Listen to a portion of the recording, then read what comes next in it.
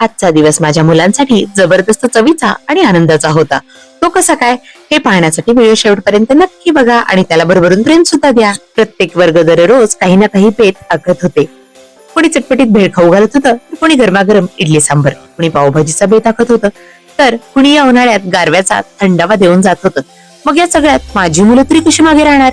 माझ्या वर्गातील चिमुकल्यांनीही कंबर कसली आणि तयार केला दही धपाटे आणि शेंगदाण्याच्या चटणीचा असा अस्सल गावरान बेत. आजची ही अंगत पंगत खऱ्या अर्थाने रंगली ती या मुलांच्या मायेने आणि चवीने. वर्गातील सर्वच विद्यार्थ्यांनी यामध्ये खूप उत्साहाने सहभाग घेतला आणि खारीचा वाटा उचलला असं म्हटलं तर वावगं ठरणार नाही. सगळ्यात आधी याचा आस्वाद माझ्या वर्गातील मुलांनीच घेतला. 7वी फ या वर्गाची मी वर्ग शिक्षिका आहे. एक एक करून सगळेच वर्ग यामध्ये सहभाग नोंदवत आहेत. हे पाहून माझ्या मुलांनी मला आपण पण यामध्ये सहभाग घेऊयात का मॅडम असं विचारलं. मात्र मुले आणतील की नाही यामध्ये मी मात्र साशंक होते. पण मुलांनी या बाबतीत मला खोटं ठरवलं. यासाठी मी सगळ्यात आधी माझ्या पालकांचे आभार मानते. त्यांनी उत्साहाने यामध्ये सहभाग नोंदवला आणि शेवटी माझ्या मुलांनी मला कन्व्हिन्स केलंच.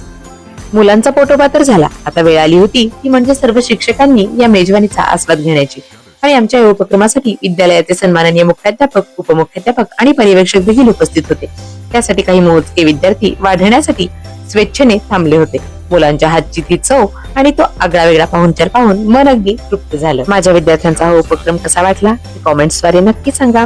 पुन्हा भेटूया अशाच एका नवीन मिनी व्लॉग मध्ये. तोपर्यंत तुम्हा सर्वांच्या स्नेहाच्या अपेक्षेसह धन्यवाद.